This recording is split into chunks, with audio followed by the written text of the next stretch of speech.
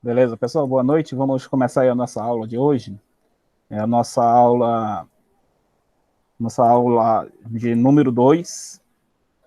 E conforme apresentado na aula de ontem, né, nós vamos dividir o módulo em três partes, né, sendo um voltado para projetos de baixa tensão, que é o nosso primeiro tópico do módulo. Então, essa parte de baixa tensão é o nosso objetivo aí até semana que vem, para a gente já estar trabalhando em um projeto elétrico. Conforme a coordenação me passou, né? Essa semana vamos estar trabalhando de forma remota, mas na segunda-feira já vamos trabalhar tanto presencial como online na divisão das turmas. Beleza? Então vamos começar aí essa parte inicial do, do módulo de baixa tensão, ok? Então, o que seria baixa tensão nos dois pontos principais que nós vamos trabalhar? Existe a baixa tensão tanto para NBR 5410 da versão de 2004, que é o que nós vamos adotar como referência.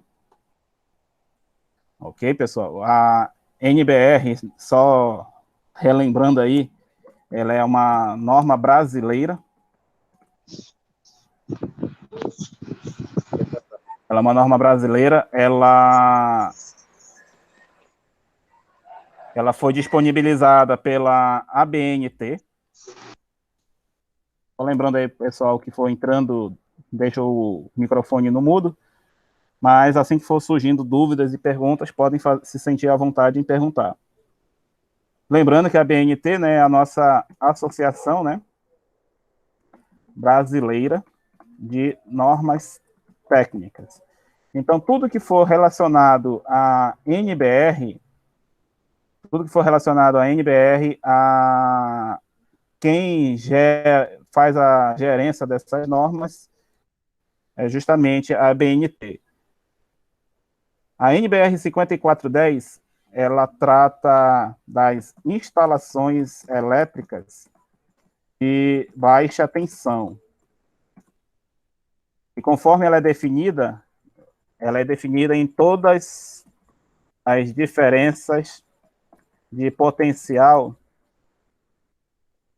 abaixo de 1000 volts.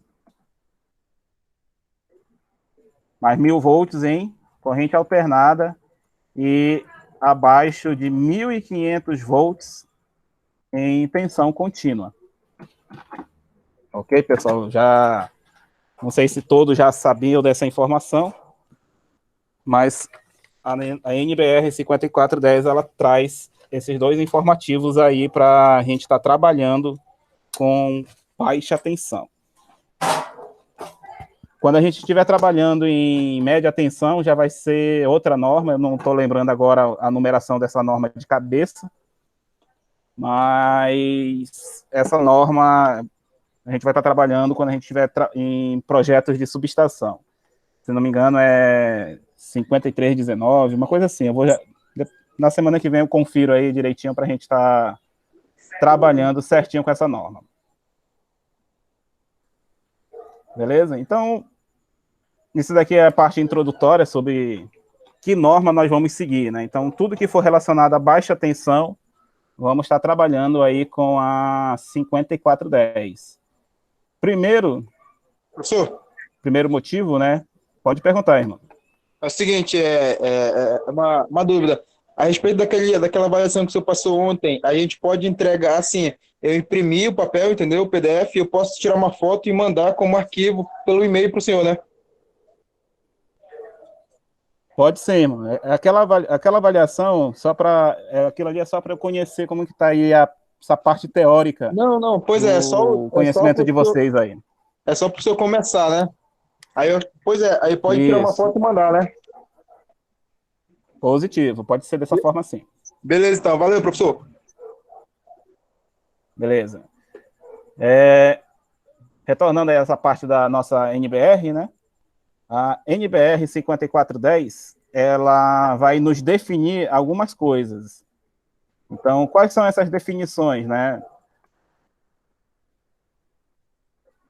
Essas definições são pontos de utilização mínimos por área, por exemplo. Uma coisa que talvez o pessoal fala muito, né? Que alguns colegas aí podem até conhecer, é a famosa tomada de uso geral, tomada de uso específico, né? Não sei se vocês já conhecem essas nomenclaturas. Né? Tomada de uso geral, tomada de uso específico. Alguém já conhecia por esses nomes aí, esses pontos de tomada? Não, por esse nome não, mas a especificação é sim. Beleza, porque a atualização da norma para 2004, ela tem esse nome agora, pontos de utilização. Então, a gente não chama mais de tomada de uso geral ou tomada de uso específico. Mas, de forma, digamos assim, de forma didática, a gente ainda vai encontrar muitos termos utilizando esse tomada de uso geral e uso específico para definir alguns tipos de circuitos, né? Por exemplo, circuitos que são tomadas de sala, lavanderia, deixa eu ver aqui mais, quarto, e por aí vai. Essas tomadas comuns que ficam dentro de uma residência qualquer, são tomadas de uso geral. E elas têm esse nome, né, na norma antiga, antes da revisão 2004, mas que a gente ainda utiliza de forma didática aí para a gente não perder a ideia da variação de uso dessas tomadas. Ele tem esse nome de tomada de uso geral porque eu não consigo prever o que a pessoa vai utilizar. Por exemplo, você coloca uma tomada no quarto, vou dar um exemplo bem simplificado disso daí, você pode colocar um carregador de celular, televisão, um roteador, pode ser qualquer coisa. Então, por isso que a gente chama isso de tomada de uso geral. As tomadas de uso específico, elas atendem alguns pré-requisitos, né? São destinados a uso dedicado de um equipamento.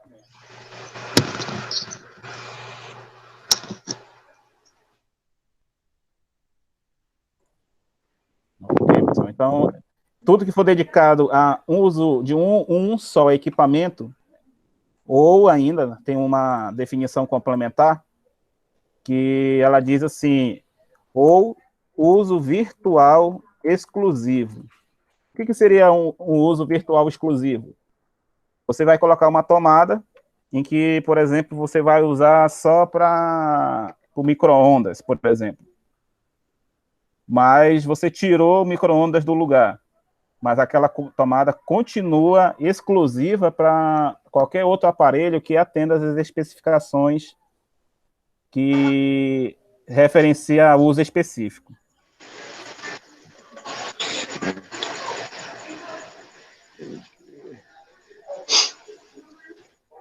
Fazer alguma pergunta, André? Não, tranquilo, é porque quando a gente vai lá na elétrica residencial, a gente aprende isso aí, né? Daí agora, como você estava falando que como mudou a norma em 2004, daí surgiu esse outro nome, cria tipo que uma incógnita na cabeça do eletricista, né? Porque ele já está com o TUG, com o TUI na massa do sangue, entendeu? É igual fechamento de Não, é isso que eu motores, é tô... igual a gente trabalhar com comandos elétricos, já está ali na massa do sangue, né? De repente muda assim, a gente se perde um pouco. Tipo, quando eu vou fazer projetos, quando a gente vai fazer projetos elétricos, principalmente em residência, a gente ainda usa muito essa especificação de TUI e tomada de uso geral e específico, justamente para não se perder, né? Ali no cabeamento. Positivo. Na verdade, eu só estou trazendo essa informação, que é por isso que eu acabei de comentar. Eu estou trazendo essa informação para vocês já saberem que o nome que a norma está adotando é ponto de utilização. Mas, já pensando no que você acabou de comentar, eu ainda vou continuar usando a definição que a gente aprende desde o início, praticamente, né? Que é de tu e tug, que você acabou de mencionar. Positivo.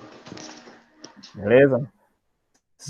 Essas definições aqui, como diz o ditado, né? Eu não vou trazer coisas que vá fazer confusão na cabeça de vocês, mas eu preciso, pelo menos, informar vocês para já irem se acostumando com as novas nomenclaturas, né? Então, como isso aqui está desde 2004, então talvez ou não tenha feito uma reciclagem, ou é pouco conhecido esse tipo de definição. Beleza? Mas aquelas regras de projeto se mantêm as mesmas, tá, pessoal? Outra coisa que a norma 5410 ela traz, além dessas definições de tomada de uso geral e uso específico, que a revisão dela mantém, é a divisão de circuitos elétricos por tipo de utilização. O que viria a ser isso daí? Por exemplo, a 5410, ela informa que circuitos de iluminação são separados, devem ser separados dos circuitos de tomada. Ou seja, se você tem um circuito de iluminação, esse circuito de iluminação ele não pode ser derivado para o circuito de tomada. E não sei se você já deve ter visto essa oportunidade, que é aquelas velhas tomadas que eu digo bem conhecidas. As tomadas que têm interruptor e tem a tomada para uso geral. O que a gente vê muito acontecendo? Vem uma fase para a tomada e a pessoa vai e deriva para o interruptor da iluminação. Esse tipo de configuração, por exemplo, você unir tomada com iluminação, a norma recomenda que você não faça esse tipo de situação. Oi, professor. Pode perguntar. Porque é o seguinte, se deixar na tomada, se acontecer algum curto na tomada, só aquela tomada fica com problema, né? Aí se tiver ligado, as duas ficarão com problema, né? Com certeza. Por exemplo, imagina uma casa, vamos simular uma casa simples, uma casa em que a pessoa construiu a casa só com quarto, sala, cozinha e banheiro, uma casa bem simplificada. Se a pessoa fez toda a distribuição de circuitos de tomada junto com iluminação, é o que você está comentando. Se der problema na tomada, o cara vai ficar no escuro, porque ele acabou fazendo uma divisão errada da instalação elétrica dele. Ah, sim. Obrigado. Porém, aqui vem minha pergunta para vocês. A norma, ela recomenda essa divisão. Circuito de iluminação separado do circuito de tomada. Só que ela permite uma exceção para essa regra. Aí eu pergunto de vocês, vocês sabiam que ela permitia essa exceção?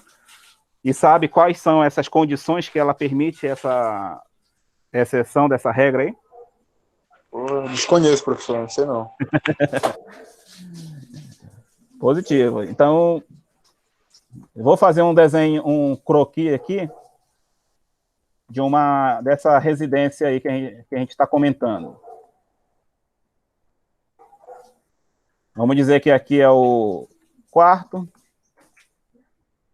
Vamos dizer que aqui seja cozinha. E aqui seja sala de estar com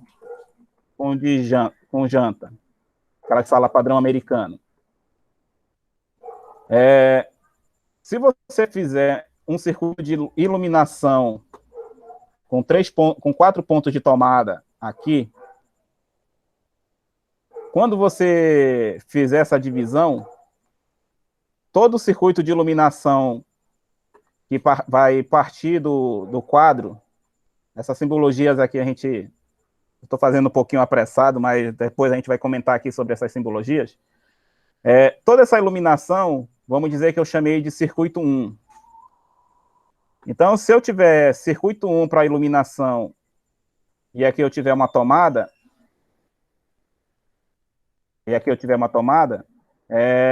eu não posso juntar iluminação com tomada.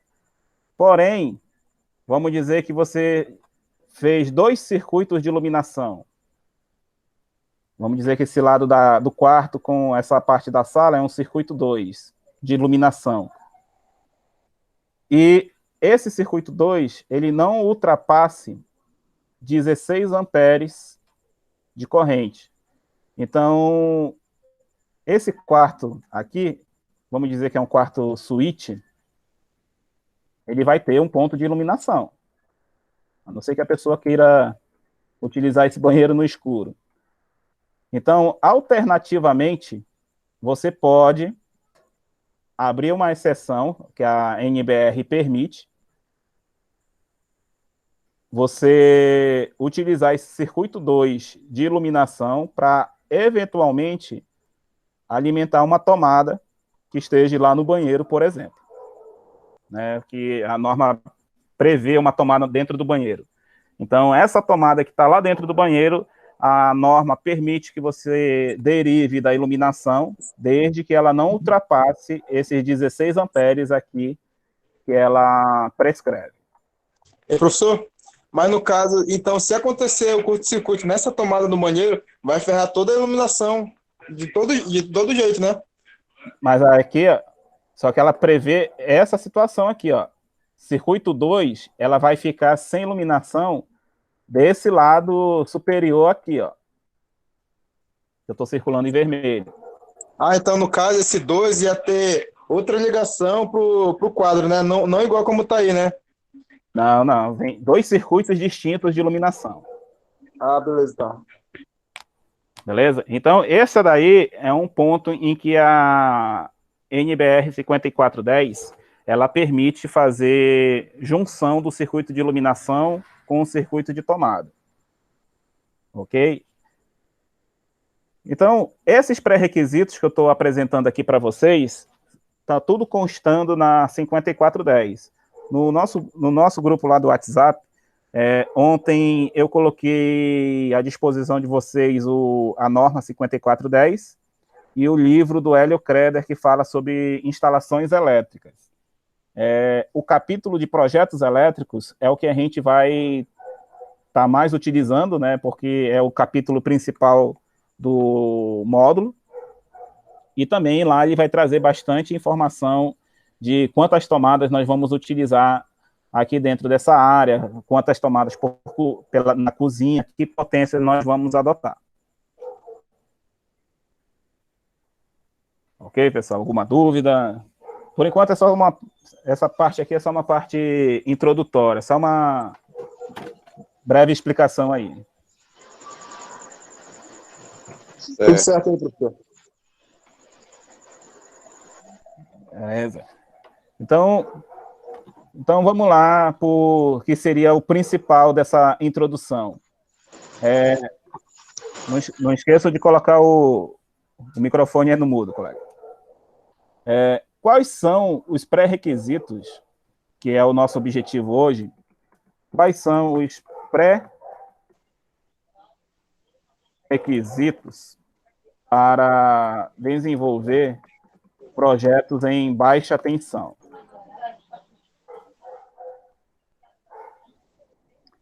O primeiro pré-requisito, o primeiro pré-requisito é o que eu estou acabando de mencionar, que é conhecer a norma vigente sobre baixa tensão.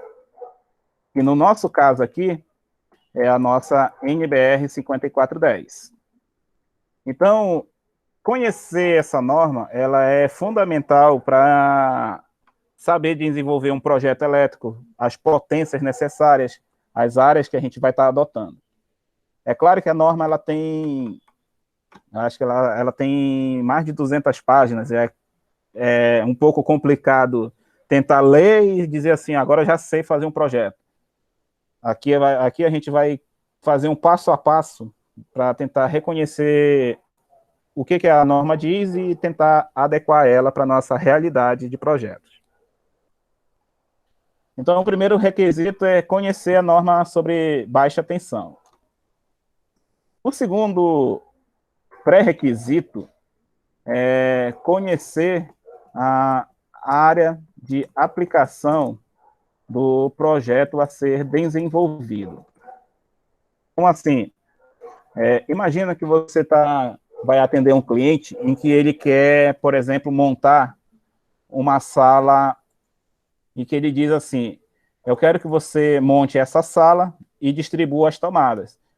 Você pode distribuir a tomada, vamos dizer, você coloca aqui desse lado, coloca aqui nessa posição, estas tomadas aqui. E ele simplesmente vai chegar com você e dizer que aqui onde eu estou desenhando esse outro retângulo, vai ficar um armário, uma estante, alguma coisa aí. Então, se você não conversar com o seu cliente, ou ele passar essa informação, essa tomada que eu estou marcando em X aqui, ó, vai ser uma tomada perdida. Você projetou uma tomada para uma área em que você pensava que seria útil ter uma tomada, mas o seu cliente talvez, ou ele esqueceu de estar passando essa informação, ou você simplesmente não conhecia a aplicação do projeto que ele queria. Então, como é que eu vou resolver essa situação? Conhecendo os demais projetos que serão utilizados para o desenvolvimento geral. Isso aí quer dizer o quê? A gente chama de projeto arquitetônico, que é, por exemplo, a pessoa projetou que nesse ponto onde você imaginava ter uma tomada, mas ela projetou ter uma estante, ter uma decoração, ter alguma coisa que, na verdade, essa tomada não vai ter utilidade nenhuma. Vamos ver projetos hidráulicos.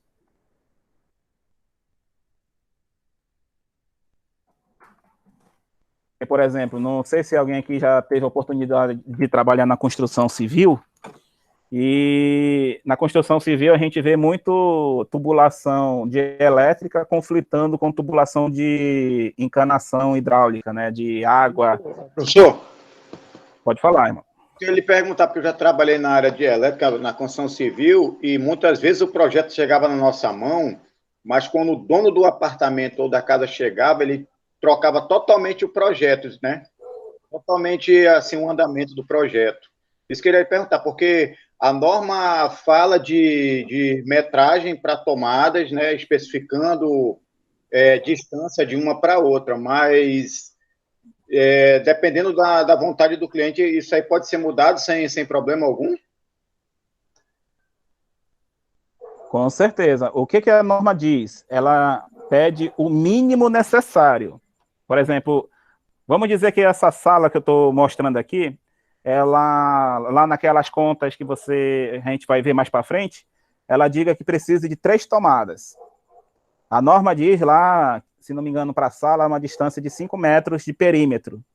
Então, vamos dizer que daria bem aqui a próxima tomada. A outra tomada seria bem aqui. Mas só que ela diz o mínimo necessário. Mas se o cliente disser assim, eu não quero esta tomada nesta posição, Eu quero que essa tomada fique aqui onde eu estou circulando e a próxima fique aqui nesta posição. Se você fizer essa medida, vamos dizer que ela deu 10 metros de perímetro, que é essas laterais aí. A norma diz que você tem que ter, no mínimo, 5 metros de distância. Mas o cara quer mais longe uma da outra. A norma ela não vai te impedir de fazer essa alteração, tá? E se eu tiver 4 metros? 4 metros, né? Que pode ser, alguém pode perguntar isso daí. A norma também não te proíbe de ter distâncias menores, mas desde que você atenda pelo menos o quantitativo. Se ela diz que tem que ter 3 tomadas, então se vamos dizer, eu quero 3 tomadas aqui onde eu estou desenhando em vermelho, todas nessa parede, eu posso colocar sem problema nenhum, porque talvez o cliente que você está atendendo vai dizer que vai ter aqueles balcão lateral em que vai ocupar toda essa área aqui, ó. Toda essa área aqui.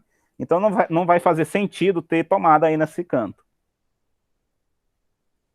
Beleza, pessoal? A norma ela fala sobre a quantidade de tomadas e recomenda uma distância. Mas se quiser alterar, ela não lhe proíbe.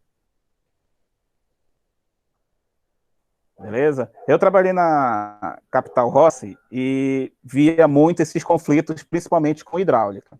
Foi lá mesmo que eu trabalhei. Eu trabalhei lá em 2014 até 2013, 2012 até 2014, mais ou menos. Beleza, então, pessoal? Então, isso daí a gente vê muito acontecendo em construção civil. O colega aí que acabou de comentar também, acho que com certeza ele já viu, já acabou de comentar. Outros projetos que nós temos muito problema. Sistema de aterramento. Primeiro, por que nós temos muito problema com o sistema de aterramento? Primeiro, porque é um sistema que a gente meio que deixa ele para trás. Por exemplo, vou novamente comentar aí da construção civil. Vamos dizer que agora eu vou recorrer para o prédio, né? Para a área do prédio. Vou apagar aqui esse exemplo que eu estou colocando. E agora eu vou colocar um desenho de 2 torres. E esse mais aqui fora é a área do terreno. O que acontecia muito? Vamos lembrar que as descidas dessa torre, onde eu estou fazendo X, tem haste de aterramento. Tem aqui, ó. São hastes de aterramento. O que acontecia muito? Precisava concretar essa área aqui, por exemplo, e simplesmente o conflito que vai acabar acontecendo é o conflito de querer concretar e ter esquecido ou não deu tempo de construir a malha de aterramento, o sistema de SPDA e por aí vai. Então, esses conflitos também a gente tem que saber o andamento do projeto para não ficar nem atrasado no serviço e nem deixar de executar a sua responsabilidade dentro de um projeto. Então, o que nos vem a entender? Que o projeto elétrico, ele tem que ser conversado com os demais projetos, arquitetônico, hidráulico, de gás, e por aí vai. Beleza, pessoal? Tranquilo por enquanto essa explicação? Alguém tem alguma pergunta a fazer por enquanto? Beleza aí, professor. Eu vi essa situação num vídeo, professor. Um eletricista que foi contratado para fazer o aterramento, só que estava mais ou menos 1 palmo de concreto. Deu um trabalho danado para ele. Meu colega, eu já tive uma situação em particular, eu não vou falar o nome onde eu tive que fazer essa visita, mas simplesmente um supermercado não tinha malha de aterramento. E aconteceu, existe um documento chamado Prontuário de Instalações Elétricas, em que ele prevê a existência de aterramento. Então, toda a instalação estava lá bonitinha, com aterramento conectado no barramento, mas não tinha o cabo de descida, por exemplo. Simplesmente teve que fazer uma malha de aterramento na área onde o concreto já estava todo pronto, todo bonitinho lá. E você, não sei se é você que está comentando aí que trabalhou na construtora, sabe que aquele concreto usinado é bem tranquilo, né, de você que tentar quebrar ele, né? Não, não sou eu não, mas eu imagino, porque lá tem um concreto no chão lá da loja onde eu trabalho, que para entrar furadeira tem que ser no jejum e reza lá. Tem muita tem que estar com vontade mesmo de quebrar, né? É. Então, com certeza, meu colega, se você não conversar com demais projetos, você vai acabar ou ficando para trás, ou você vai ter que fazer retrabalho. E retrabalho, meu colega, o nome já diz, né? É refazer uma coisa em que você deixou de fazer no momento certo. Beleza, pessoal. Então, esse daí é o que a gente precisa para conversar com os demais projetos. Mas os outros pré-requisitos ainda se fazem necessários, né? Qual é o outro pré-requisito? Conhecer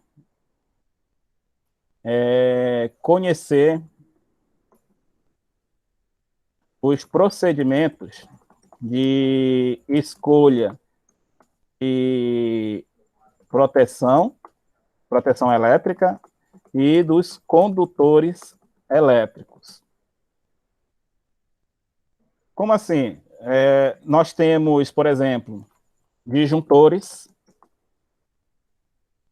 Eu vou colocar o nome original, bora ver se vocês conseguem recordar aí. Vocês sabem o que são disjuntores NEMA, por exemplo? Pô, não sei não, professor. Alguém aí saberia dizer aí?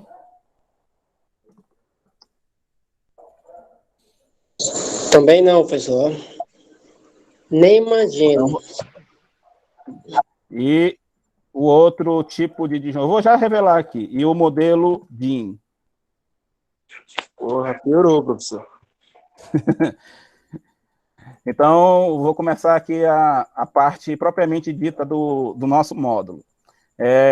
Se eu falar que o disjuntor NEMA é este disjuntor aqui, que a gente chama de disjuntor preto, fica mais fácil agora? Pô, aí sim, né? 50% da cara dos brasileiros tem essa maldição aí. Beleza, pessoal. Então, aqui entra o ponto central do módulo que eu quero chamar a atenção de vocês.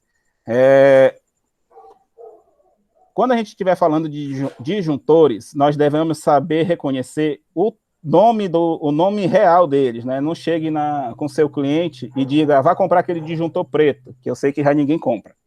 Mas tem cliente que ele vai querer comprar desse daí. E o nome original dele... professor, eu conheço mais ele como o DIN mesmo. Agora eu vou fazer uma breve correção para você. O disjuntor DIN é este aqui, ó.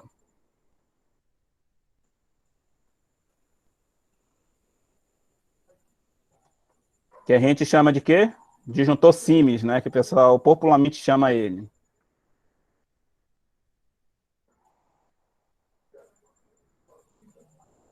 Oi, estão conseguindo me ouvir? Sim, professor, com certeza.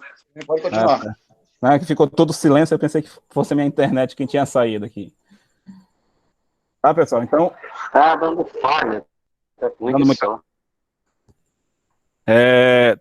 Para os outros está dando falha ou só com você que está dando falha aí? Também tá ok, professor. E também tá ok. Beleza, então pode ser a sua internet aí, colega. Não sei, que a minha internet também esses dias está um pouco deficiente aí. Tá tranquilo aqui. Ei, professor, o DIN é esse menor aí, não é aquele grande não, né? Não, tá, eu tô colocando aqui a seta para justamente não ter dúvida. O DIN, É porque o senhor colocou o grande aí, pô. vou dar uma reduzida aqui nele. O disjuntor DIN é o que a gente chama popularmente de disjuntor Siemens, né? Que é disjuntor Siemens ou disjuntor branco. O disjuntor NEMA é o disjuntor preto, que ele é um padrão norte-americano. E quando eu falo Esse de padrão é aquele que é o padrão que queima tudo e ele não desarma. positivo, mas ele tem uma justificativa para você saber. Mas vou já explicar quais são essas justificativas. A primeira delas são uma coisa chamada curva de atuação. Ok? Alguém já ouviu falar de curva de atuação do disjuntor? Pois é, essa é a questão. O disjuntor NEMA, ele não tem curva de atuação. Já o outro, esse branquinho aí, ele tem curva C, curva B, né? Daí a gente trabalha melhor. Positivo. Eu vou talvez até fazer uma revelação aqui para vocês. O disjuntor DIN, que nós chamamos aí popularmente de disjuntor Siemens, ele possui curva B de atuação, curva C e curva D. E o disjuntor NEMA, ele possui curva? A minha resposta vai ser sim, mas vou já tratar como que é essa curva de atuação dele. Antes de qualquer coisa, vamos para a definição do que é o que é o disjuntor, né? Parece ser bem óbvio, mas a primeira pergunta que eu vou fazer para vocês vocês sabiam que o disjuntor ele tem duas funções distintas, diferentes de atuação? Não, professor, sabia não. Não, então vamos ver qual é a função propriamente dita do disjuntor, que é o nosso objetivo hoje aí também. Então, vamos lá. O disjuntor é nada mais do que um dispositivo de proteção elétrica destinada à proteção dos cabos condutores e possui a seguinte atuação: em duas posições distintas, sendo elas sobrecarga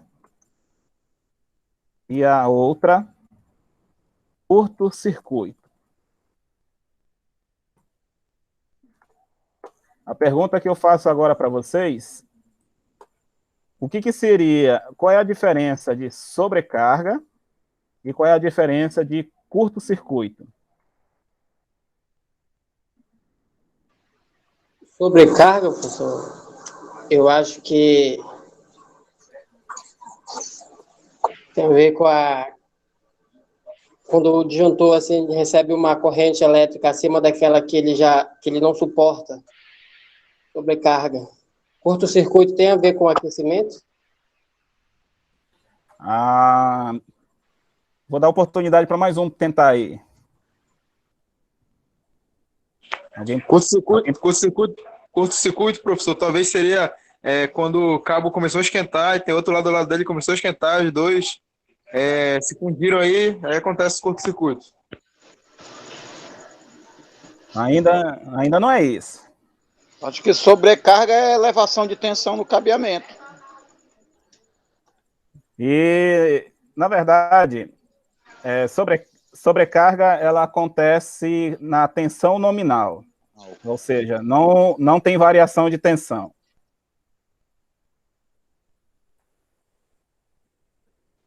Então, é quando uma pessoa liga errado, então, pô. Vamos lá para as respostas.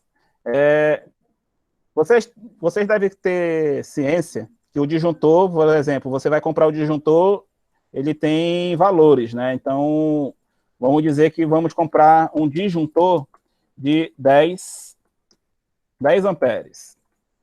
Ainda não estou falando na questão de curva Professor, B, C e D. Pode falar, irmão.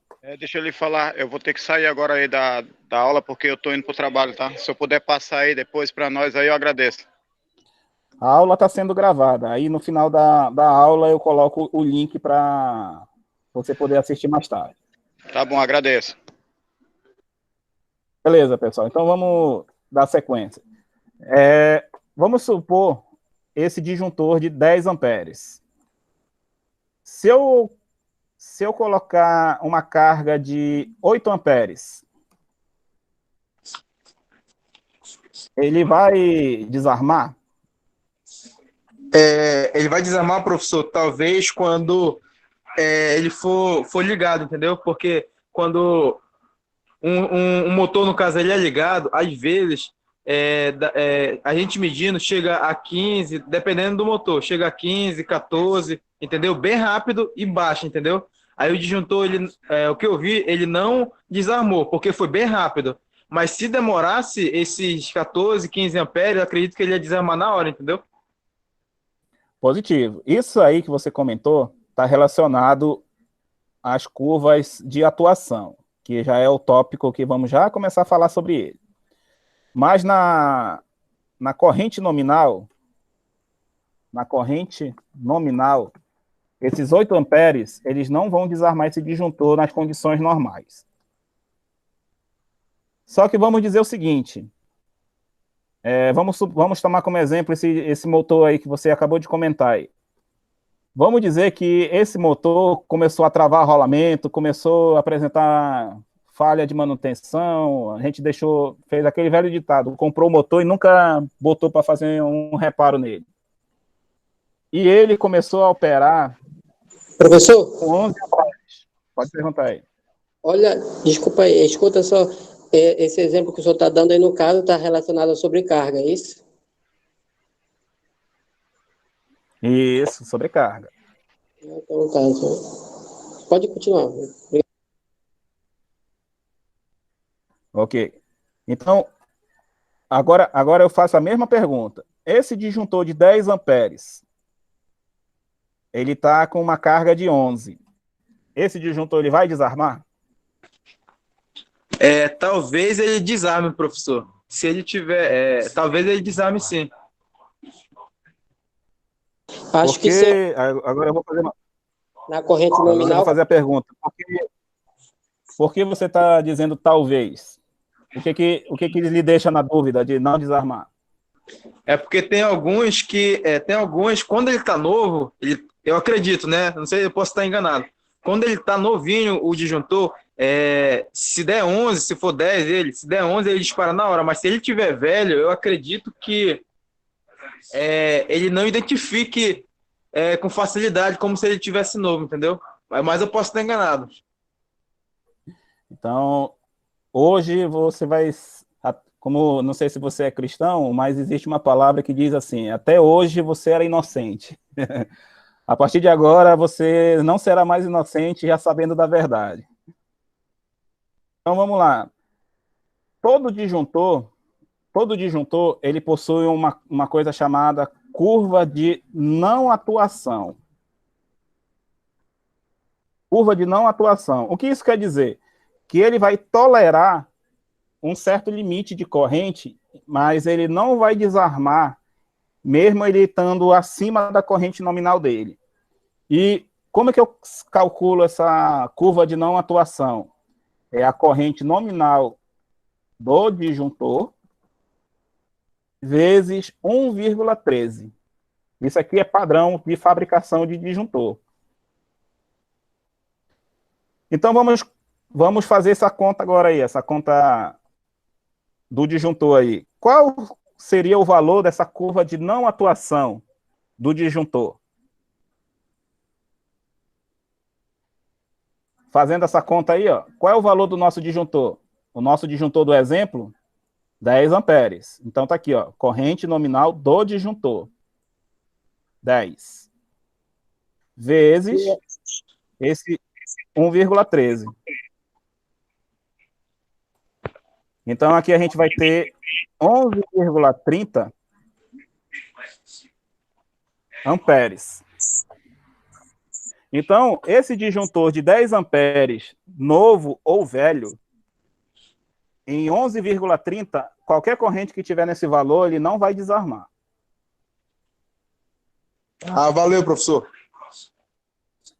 Beleza? Então, vamos fazer aí um outro exemplo aí, só para a gente já ir praticando. Quais seriam as curvas de não atuação para um disjuntor de 20 amperes, 25 e de 32? Tá, vamos fazer esse exercício aí para a gente ir praticando. Talvez a resposta disso aí que o senhor deu agora, mostrou agora seja aquilo que eu falei mais cedo.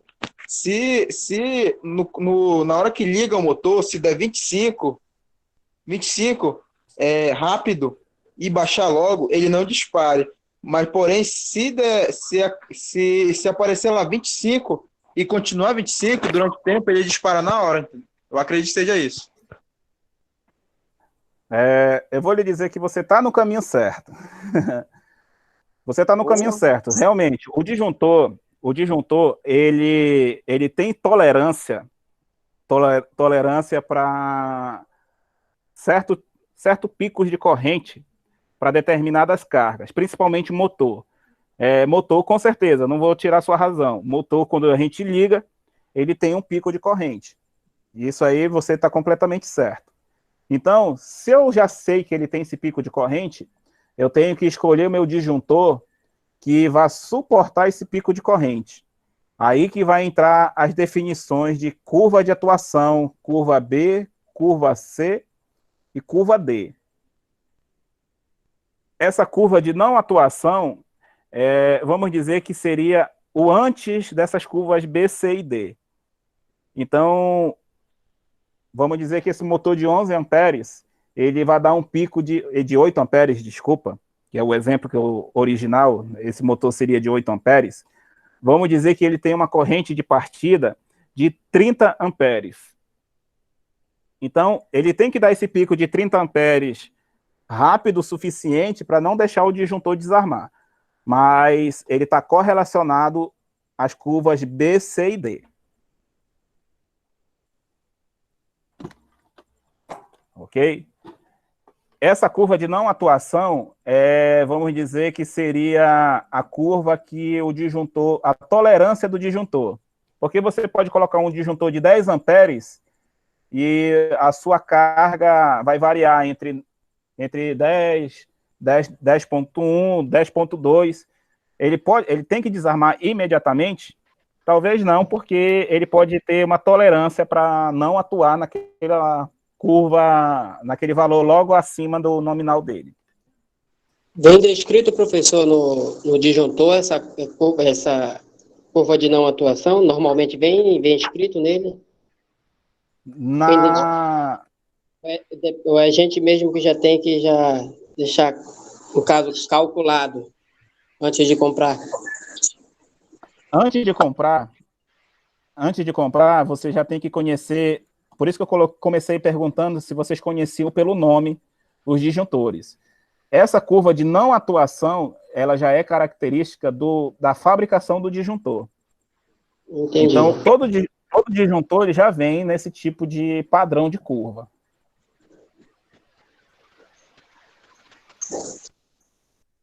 Beleza, pessoal?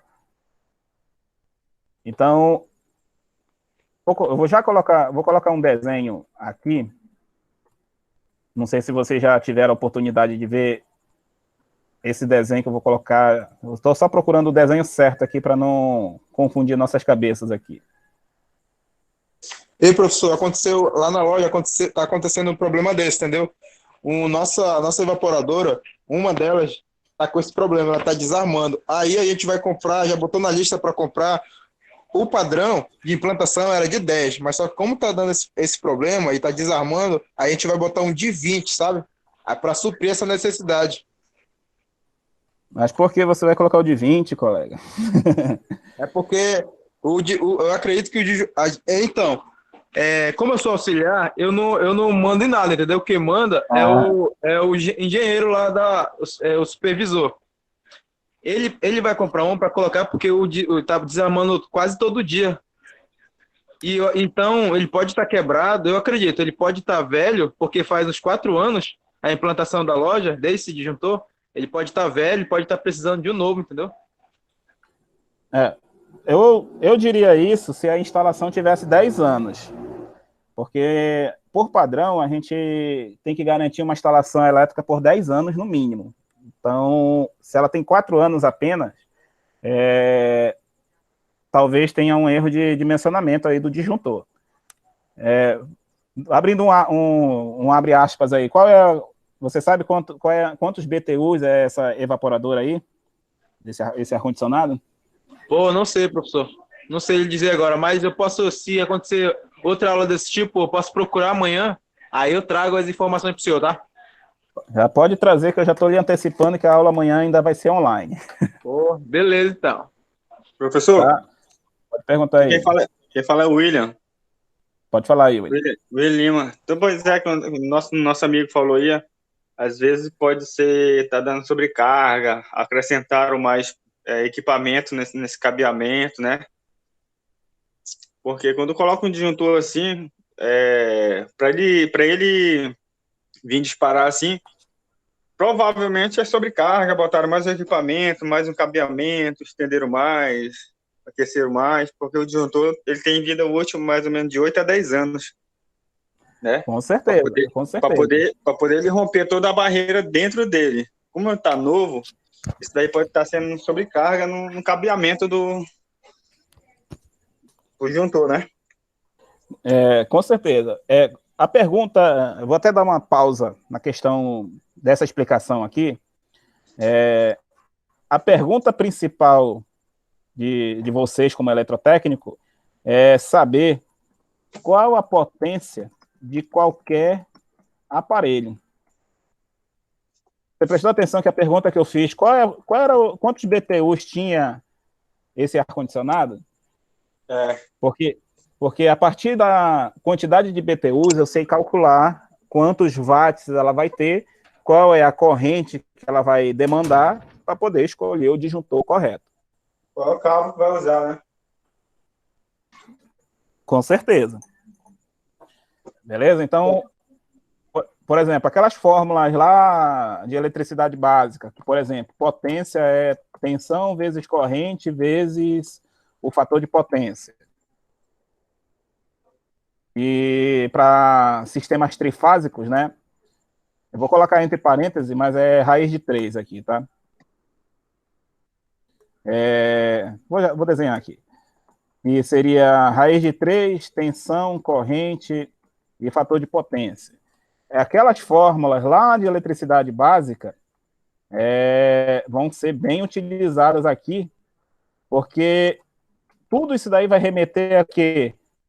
Calcular a corrente.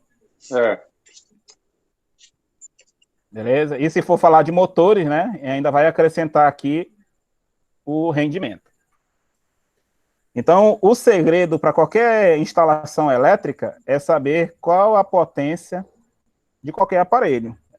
Você tem que saber a potência do aparelho para você determinar a corrente. Voltando para a nossa curva de não atuação, existe uma curva chamada tempo inverso. O que ela quer dizer, essa curva aqui, que é esse desenho que eu estou mostrando aqui? A gente está aqui em cima, aqui onde eu estou marcando esse X, não sei se está dando para aparecer, bem perto aqui em cima, do lado esquerdo, na parte de cima do gráfico. Isso significa que quanto mais alto tiver essa curva, maior vai ser o meu tempo para esse disjuntor desarmar. Então, por exemplo, eu estou abaixo dessa curva aqui, ó. Vocês estão vendo que está aparecendo um 1,13 aqui, ó? Então, isso quer dizer que se eu estiver abaixo desse 1,13 na condição de corrente nominal, eu vou demorar um tempo bem relativo, bem significativo para desarmar esse disjuntor.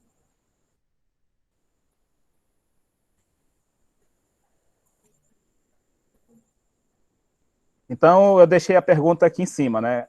A curva de não atuação é como se fosse um limite de sobrecarga aí do disjuntor, que ele não vai desligar. Aí eu fiz a pergunta, quais seriam as tolerâncias para esses disjuntores aqui, de 20, 25 e 32? Pegaram a fazer a conta?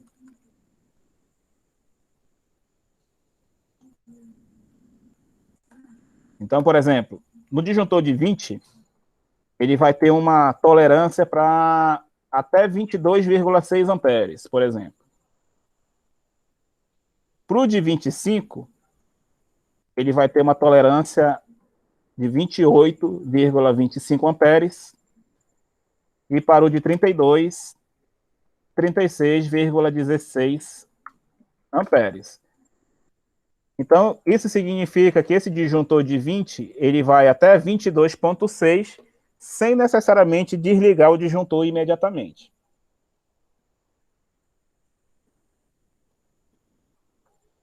Tranquila essa parte aí? Tranquilo, professor. Então, supondo que a gente está tratando que esse motor não está sendo feito manutenção, agora a gente vai supor que esse motor ele ainda continuou subindo. Vamos dizer que agora ele está com 12 amperes.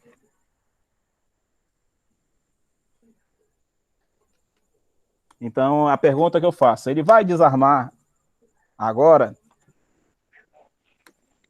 Ou se ele passou do que o que vem de fábrica, que ele pode aguentar, com certeza vai. Beleza. A minha segunda pergunta, ele vai ser desarme imediato ou vai levar um tempo? Eu acredito que vai ser imediato. Alguém teria uma opinião diferente? De ele chegar a 22, Não, eu estou usando o exemplo do disjuntor de 10 amperes. Eu estou dizendo que agora está passando uma corrente de 12. O disjuntor é de 10. A minha pergunta, o desarme vai ser imediato ou ele vai levar um tempo para desarmar? Não, vai levar um tempo ainda, porque ainda não chegou a ter carga suficiente para desarmar, entendeu? Ele está na média, para suportar ainda. O que você está falando aí seria o que a gente definiu de curva de não atuação, né? Isso. Pode falar, quem... Eu acredito que ele vai desarmar de imediato, porque já está acima dos 11,30 amperes que o senhor somou aí, que é a tolerância, no caso a curva de atuação. Ele vai desarmar, mas ele vai levar um tempo para desarmar. Que tempo é esse? Vamos ver agora a definição principal de sobrecarga. A sobrecarga, é o que a gente está tratando agora, aqui, a sobrecarga é toda corrente que ultrapassa o valor nominal do disjuntor e sua atuação não, e a sua corrente em excesso, porque se ele está além da corrente nominal do disjuntor, né, ele está ultrapassando uma corrente em excesso, está sendo ultrapassado por uma corrente em excesso, irá aquecer um dispositivo chamado de bimetálico, e irá deformar até desarmar o disjuntor. Então, o que seria esse bimetálico? todo disjuntor ele é constituído de um par de metais em que, quando uma corrente excessiva passada, ele começa a aquecer, vai deformar esse bimetálico a tal ponto que ele vai desarmar o disjuntor. Então, a condição de sobrecarga, ela vai demorar um certo tempo para desarmar o disjuntor. Como que eu consigo identificar essa sobrecarga? Deixa eu pegar aqui o arquivo, o desenho que eu estou procurando, e vai ficar melhor esse entendimento aqui.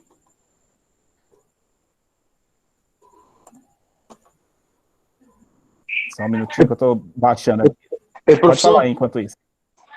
No caso, o disjuntor está desarmando. Aí, se ligar de novo, ele vai desarmar de novo, né? Ele vai desarmar de novo porque ele está aquecido. Né? Porque ele já estragou a pecinha que protege, né? Não, ele não estragou, não. Quando o disjuntor desarma e você tenta armar ele de novo, significa que aquele bimetálico lá dentro do disjuntor ainda está quente o suficiente e ele não pode ser rearmado ainda. Ah, sim. Depois que ele esfriar e rearmar o bimetálico, aí sim que você consegue utilizar ele novamente. Beleza. O que eu quero fazer? O nosso disjuntor, essa curva de atuação, por exemplo, vocês estão vendo esse gráfico? Esse gráfico aqui, ele começa a fazer uma curva. Aqui nesse ponto aqui, ó. Deixa eu ver se aparece melhor assim.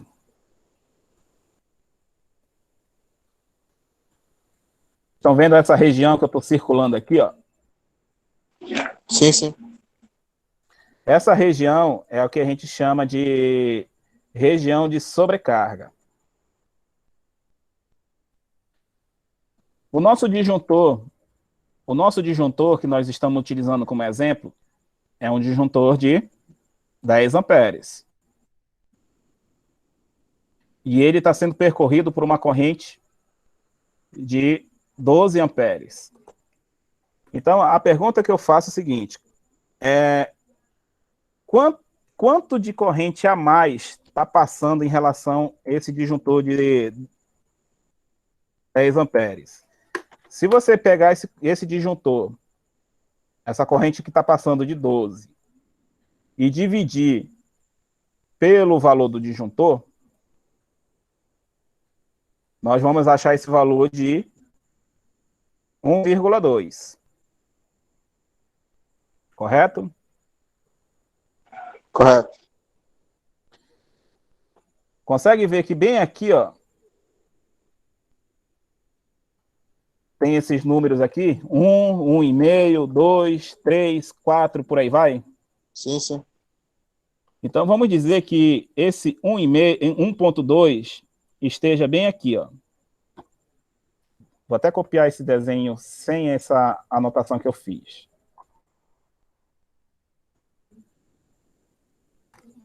Aqui. Tá bem aqui. Vamos dizer que esse 1,2, ele tá bem aqui. O que quer dizer esse 1,2? Que essa corrente de 12 amperes, ela está ultrapassando 1,2 a corrente nominal do disjuntor. Aí o que a gente vai fazer? Vai subir uma reta. Bem aqui, ó. Você está vendo que ela tocou na direção daqui desse número 10? Sim. Então, essa corrente de 12 amperes para o disjuntor de 10 amperes vai demorar 10 minutos para que o disjuntor venha desarmar. Mais ou menos isso, né? Mais ou menos isso. Então, Ele pode desarmar com mais minutos ou menos minutos, mas aproximadamente 10 minutos é o tempo que esse disjuntor vai desarmar. E se esse disjuntor tivesse, vamos dizer que esse motor, em vez dos 12 amperes, que a gente está simulando aqui, em vez desses 12 amperes, ele tivesse com 15. Então, essa nossa resposta seria 1,5. Aí a gente vai procurar no gráfico 1,5, que está bem. Aí o procedimento sobe e vem para a esquerda. Ele está mais ou menos na direção do 40. Ok? Só que aqui, ó, o que está escrito? Segundos. Então, quando tiver 1,5 acima da corrente nominal do disjuntor, esse disjuntor agora ele vai demorar 40 segundos para desarmar.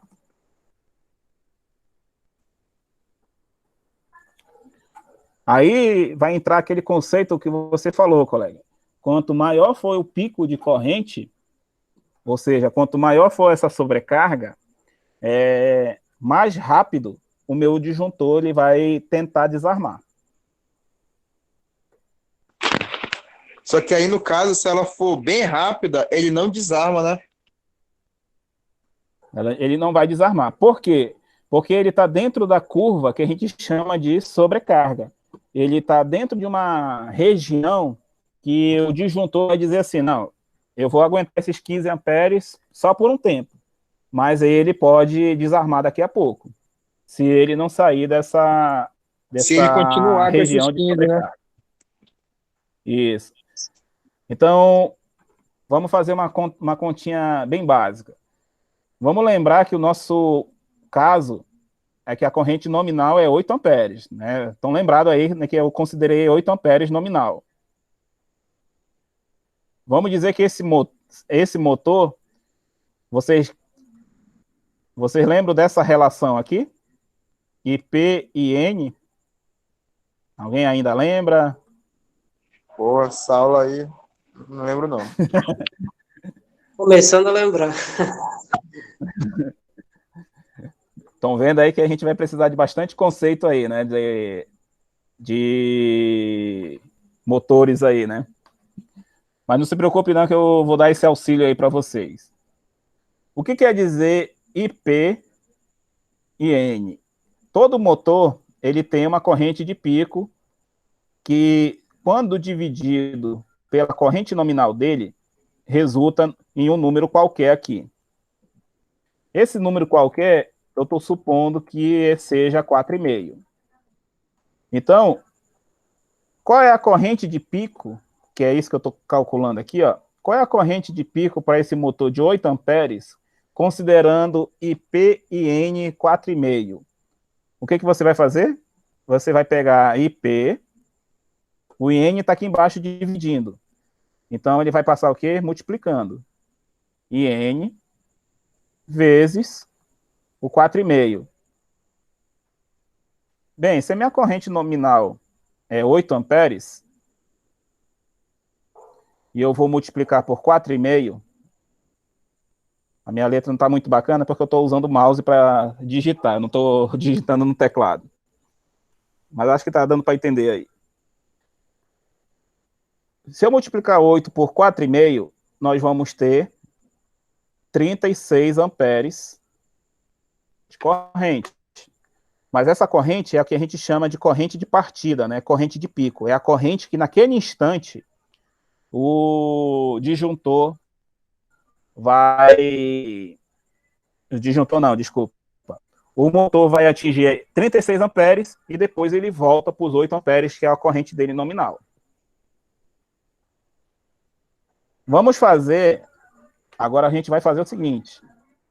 Vocês lembram que eu estava comentando agora há pouco? Para achar a relação de partida do motor... Um minutinho que tem alguém pedindo para entrar na aula. Ok. Vocês lembram que eu coloquei 12, né, para saber quantas vezes mais, né? Coloquei 15, a gente achou 1,2 primeiro, depois a gente achou 1,5. Vamos colocar 33, que é o valor de pico, né, que a gente acabou de achar. Então, vou apagar esse 15. Vou colocar 36. E a gente vai achar a resposta de quanto? De 3,6.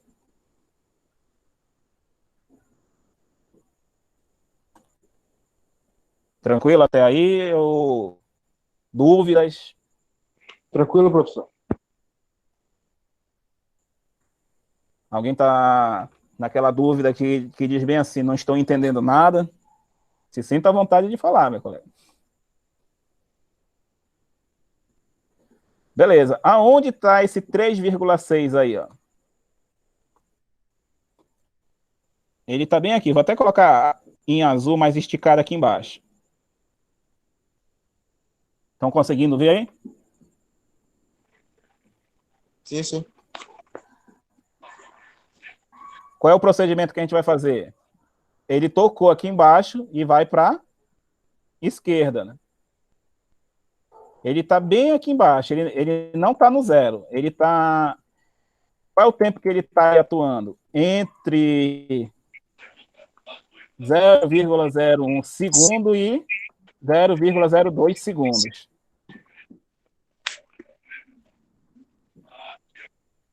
O que vai acontecer aí, na opinião de vocês, nesse intervalo aí? Será que dá tempo do motor partir? Pô, eu acredito que não. Aí... Então, esse disjuntor...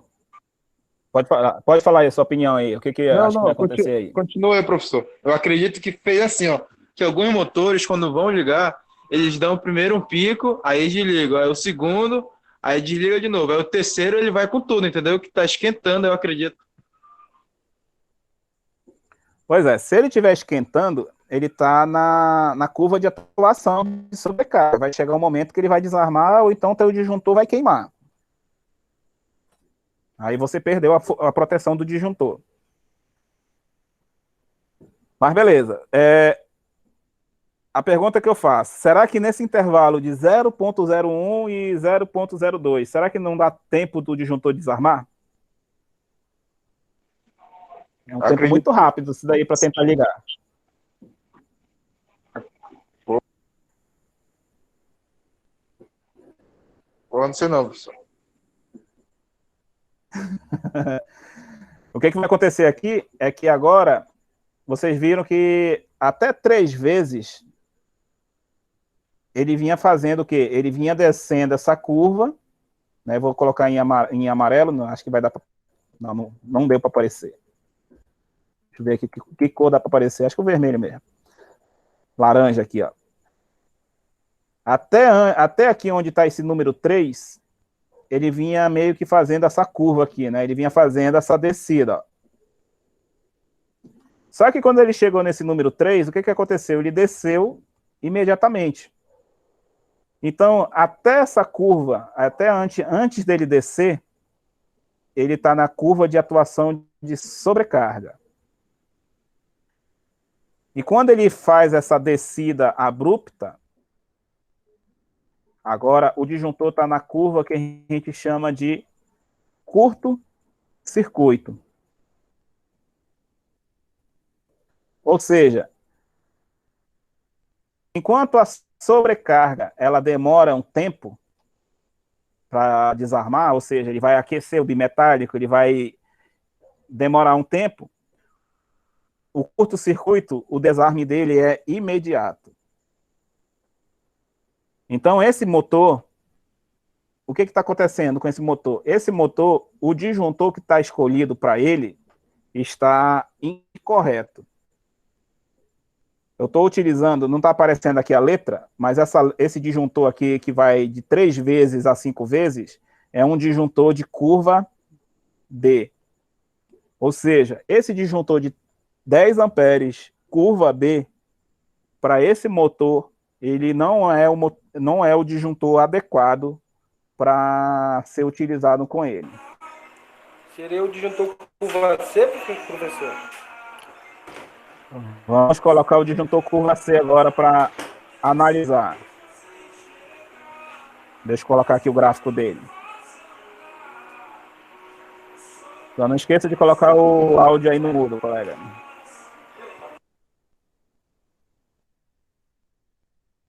Um minutinho que eu estou copiando aqui o gráfico da curva C.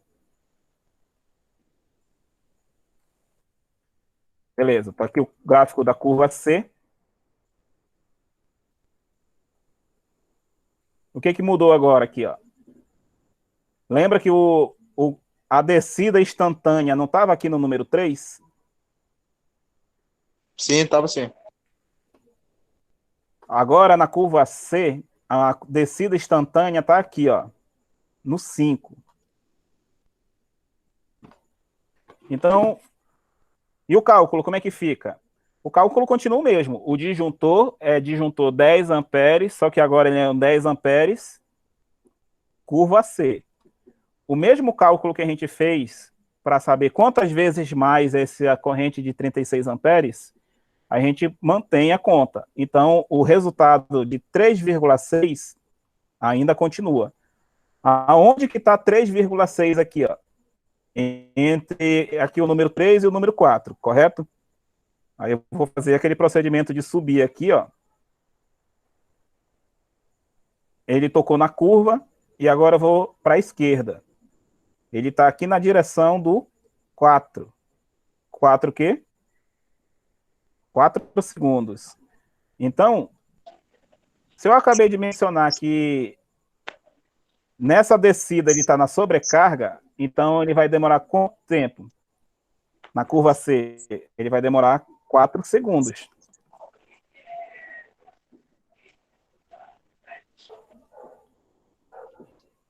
Então, agora eu faço a pergunta. Será que em 4 segundos vai dar para partir esse motor? Eu acredito que sim, professor.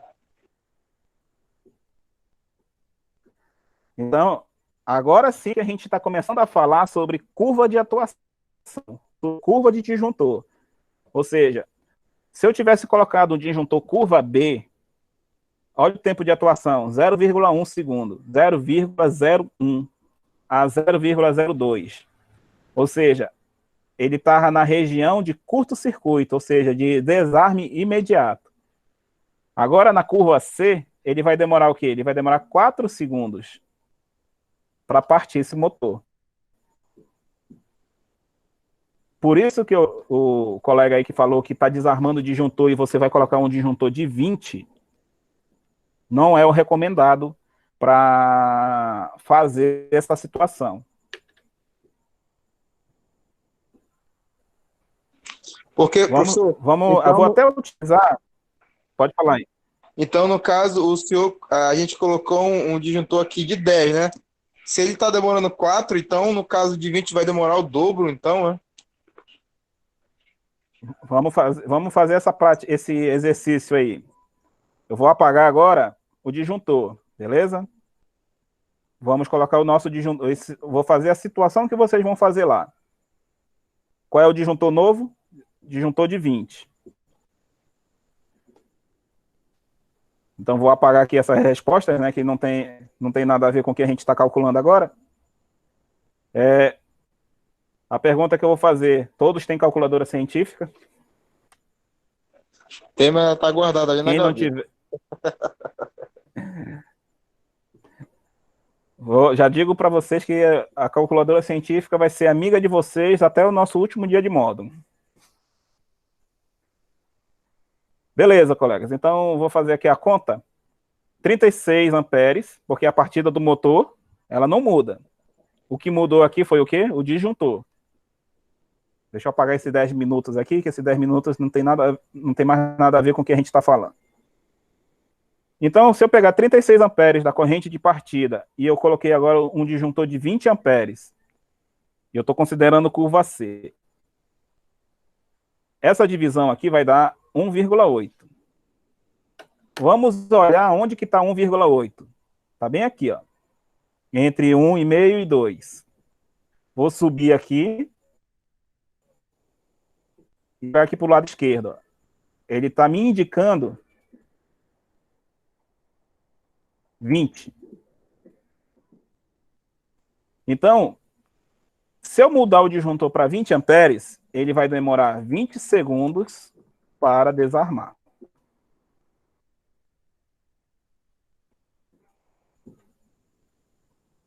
O que está tendo de diferente? O disjuntor de 10 amperes, ele demora 4 segundos.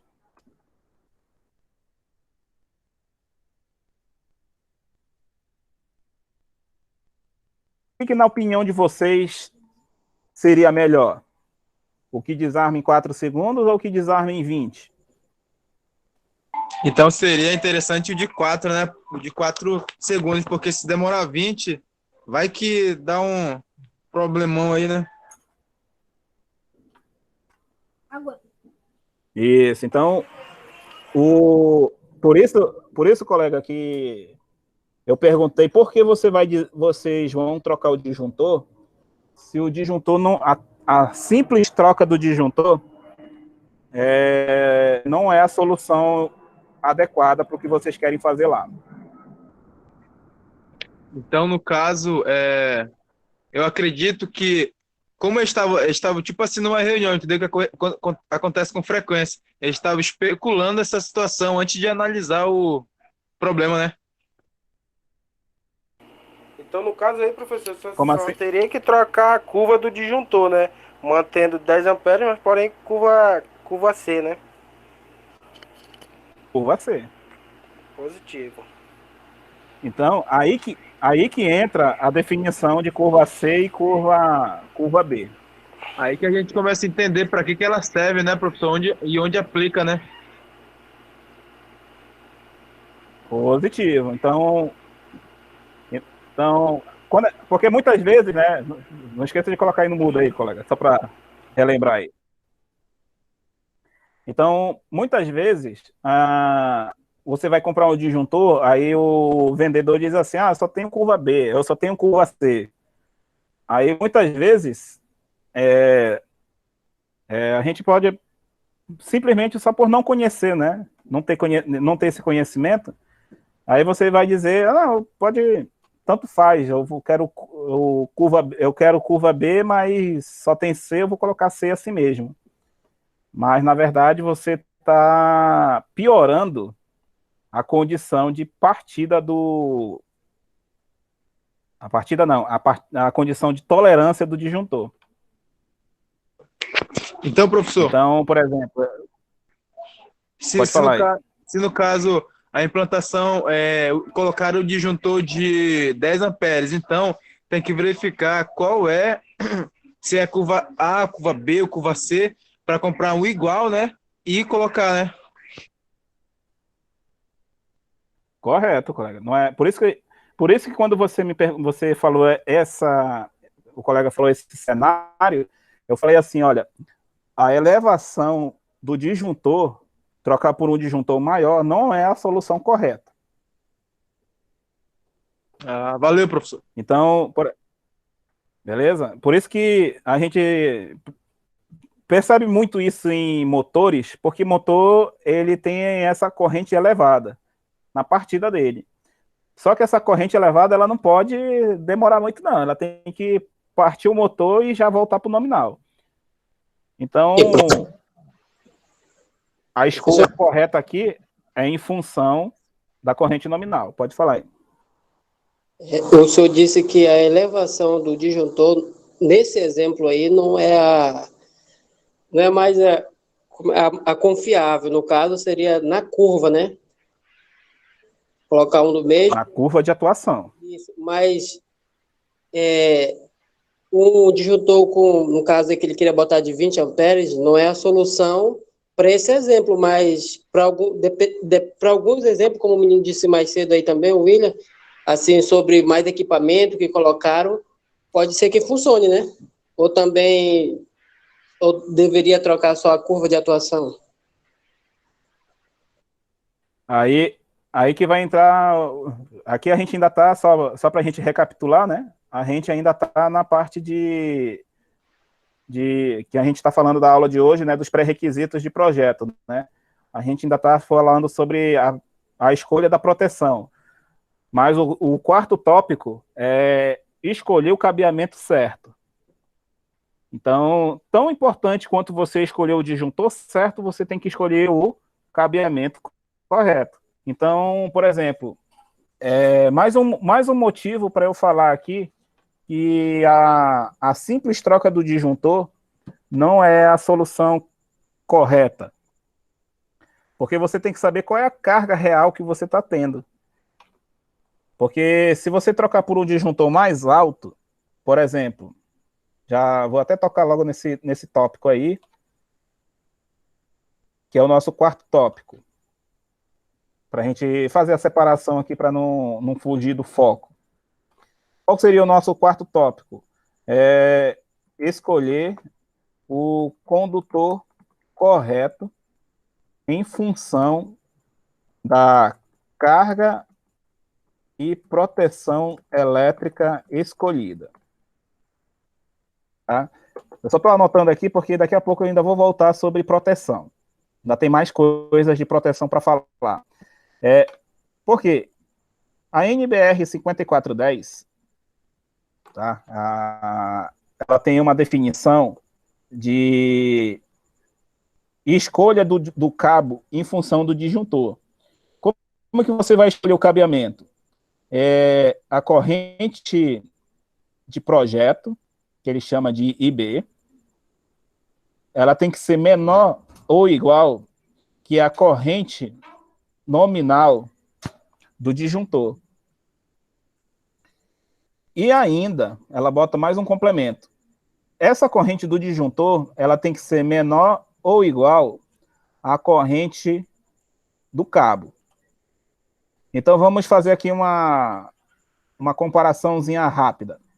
Nós estamos considerando um motor de 8 amperes, no nosso exemplo aqui desde o início. Qual é o disjuntor mais próximo para proteger esse motor de 8 amperes? É justamente o disjuntor de 10. Correto? Tá dando para compreender aí a linha de raciocínio? Assim, professor.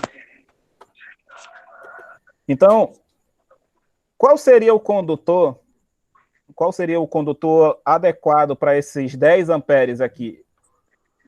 Se não me engano, o condutor de 16 amperes, que seria o quê? Um cabo de 1,5.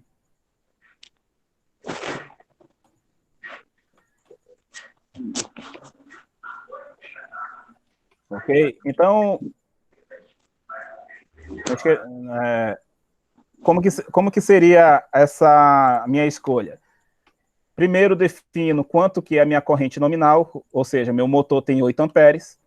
O disjuntor mais próximo para fazer essa proteção é o disjuntor de 10.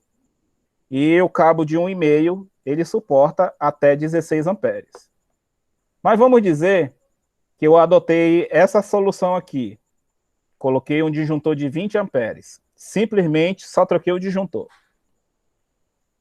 Se eu simplesmente trocar o disjuntor, eu vou ter a seguinte forma. 8 amperes é o meu motor. O disjuntor de 20 amperes, ele é maior ou igual aos 8?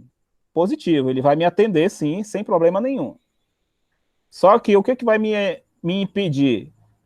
Essa regra aqui, ela estaria correta mantendo o cabo de 1,5? Não, professor.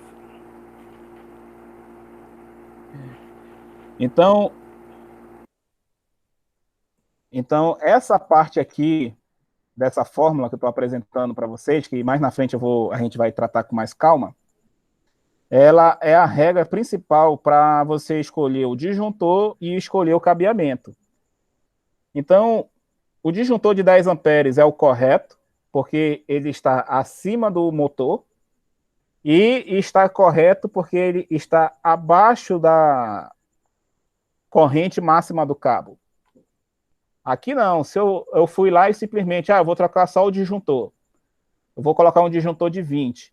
Mas se eu não fizer preparação, observar se o cabo vai suportar ou não, esse cabo de 1,5, em um eventual problema, ele vai derreter, mas o disjuntor não vai desarmar.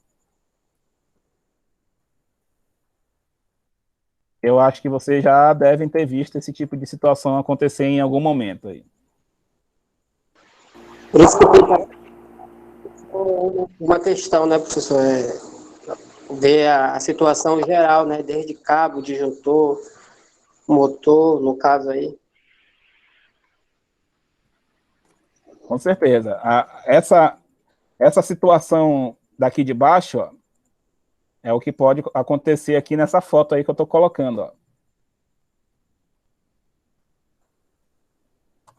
Quem já viu o cabo dessa forma aí? Disjuntor acima da capacidade que o cabo permite, né, professor? Laterais. Positivo. O que aconteceu aí? Um erro de dimensionamento. Aí o cabo pega fogo, derrete todo e o disjuntor não desarma, né? Que ele tá acima da... Aí eu faço a pergunta: é o disjuntor que está com problema? Ou é a pessoa que fez a instalação que não conhece isso?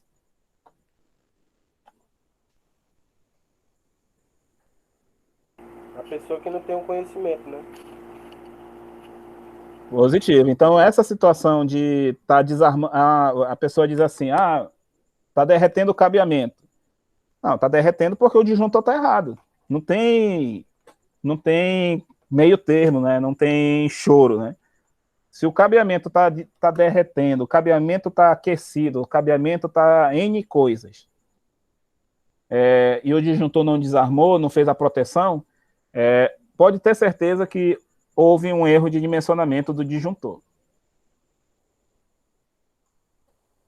Ok, pessoal? O cabeamento, ele não pode aquecer. O disjuntor, ele pode. Mesmo porque o disjuntor, na sobrecarga, ele sempre vai aquecer. Então, eu espero que não tenha esse costume, mas se alguém acreditava que disjuntor quente é disjuntor com problema, isso daí é uma afirmação falsa. E professor, que geralmente quase todo disjuntor ele esquenta um pouco, né? Se a pessoa for lá conferir, né? Com certeza, na verdade, todo disjuntor ele sempre aquece, ele nunca vai. Ele trabalha frio, o certo é trabalhar frio, né? Sem estar em sobrecarga, sem nada. Mas se porventura ele aquecer, ele vai estar atuando dentro da sobrecarga até desarmar o bimetálico dele. Mas só se esquentar muito, né? Porque se ele manter aquela temperatura sempre, antes que não esquente o material, o bimetálico, ele pode ficar esse calor durante horas, né? Se não aumentar, né? Olha aqui, ó. Olha aqui. Vamos dizer que ele está com 1.1. Aqui, vamos pegar o exemplo aqui do curva C, que eu acabei de colocar aqui. Vamos dizer que ele esteja 1.1 de sobrecarga. Lembrando que é 1.13, né? Então estaria dentro do nosso range aí de não atuação. Então, estou subindo uma linha azul bem aqui em cima. Não sei se está dando para perceber. Olha aí, ó. Tá vendo que ele praticamente nem tocou na curva, né? Aham. Ele estaria aqui na direção do 120. 120 o quê? 120 minutos. 2 horas, 3 horas, 4 horas, sei lá quantas horas ele poderia atuar aqui. Então, durante esse tempo ele não ia desarmar, né? Não ia desarmar e com certeza ele nem vai desarmar. E ele estaria trabalhando levemente aquecido. Então é por isso que toda vez que a gente vai ver algum disjuntor, ele tá um pouco quente, né? Positivo. Mas aí você tem que observar a curva de atuação. Se ele tiver, por exemplo, dentro da curva aqui de 4 minutos, ele vai ficar por 4 minutos e daqui a pouco ele desarma. 4 minutos, 6 minutos, 10 minutos, depende da sobrecarga. Tá certo, professor. Beleza? Então, só para a gente fazer o nosso resumo de hoje aí. Eu comecei falando aqui da parte de conhecimento da norma, né, para os projetos de baixa tensão. A nossa norma de referência vai ser a 5410, né, porque ela trata sobre baixa tensão, que é nossos objetivos principal, né, dessa semana e da outra. Não vou deixar de usar o conceito de tomada de uso geral e específico. Eu comentei no início da aula que o nosso nome correto é ponto de utilização, mas o que vocês já aprenderam em algum momento aí, em cursos de residencial, predial, que vocês tenham feito, ou visto informação na internet, não vou deixar de usar mesmo, porque isso daí seria injetar novas coisas que, conforme foi comentado, pode até surgir certa confusão, mas não deixem de aprender, que agora o nome é ponto de utilização. Então, de forma geral, né, tomadas de uso geral são tomadas que podem ter outros circuitos diferentes, né, outros equipamentos que possam ser ligados, ou seja, não existe um equipamento definido. E, em contrapartida, as tomadas de uso específico já são dedicadas a um equipamento exclusivo ou virtualmente exclusivo. Fizemos aqui uma breve explicação de algumas situações que a 5410 diz, né, sobre separação de circuito de iluminação, circuito de tomada.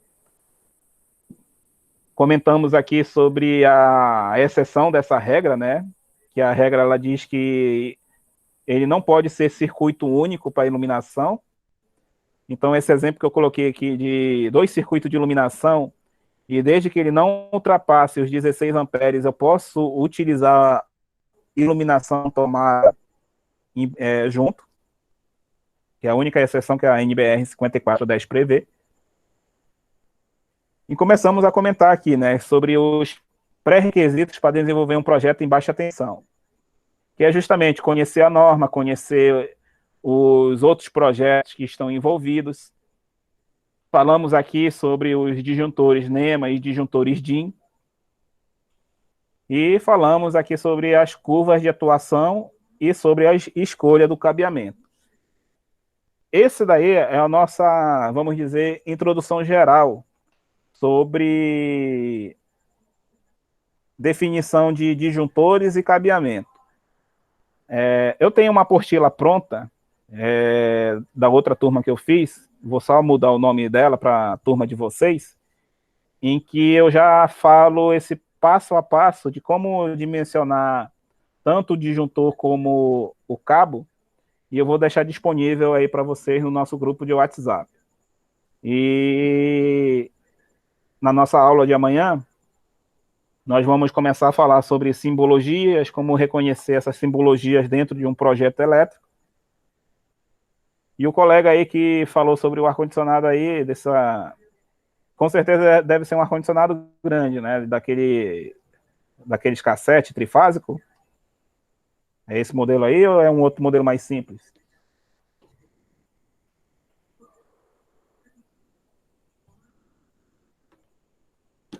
Não sei se ele ouviu aí. Aí eu deixo a minha pergunta principal, né? Alguma dúvida?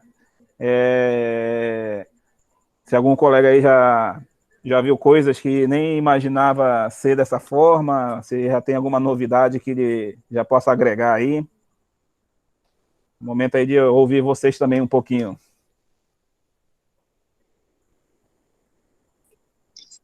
Tá tranquilo, professor. Tá legal a explicação aí. Isso daí é só devido ao dia a dia a gente aprendendo cada dia mais, né?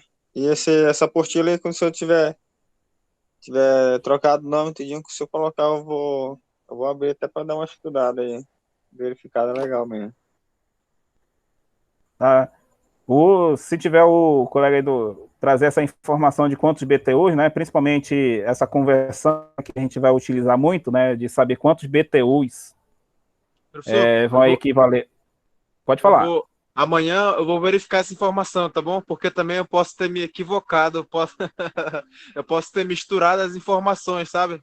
Aí amanhã eu vou me informar direitinho se é para evaporadora ou é para um quadro, entendeu?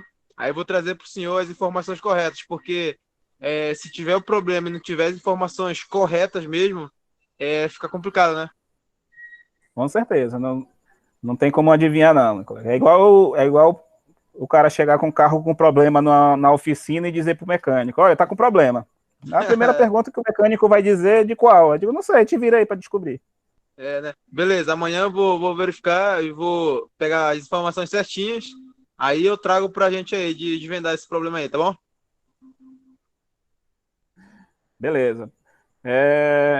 Quanto a mais, né, pessoal, só relembrando aí que a gente levou direto sem intervalo, né, para a gente já ir tratando a nossa aula direto aí sem interrupções. Beleza, pessoal? Com relação ao exercício, todos conseguiram receber? Teve um que me mandou, ainda vou corrigir ainda. Aquele exercício é mais só para recapitular aí esses cálculos de corrente, tensão, definição aí que a gente precisa. Professor, agora que eu vou me concentrar para fazer o meu aqui, logo estou encaminhando para o senhor, tá bom? Beleza. Todos conseguiram baixar o livro e a norma que eu mandei no grupo? Sim. Tá tudo disponível lá. Positivo. Então, Eu beleza, também, pessoal. professor. Então, Vou fazer o exercício e já vou encaminhar pro senhor, tá? beleza, pessoal. Então, por hoje eu vou dar como encerrado, vou até parar aqui a gravação.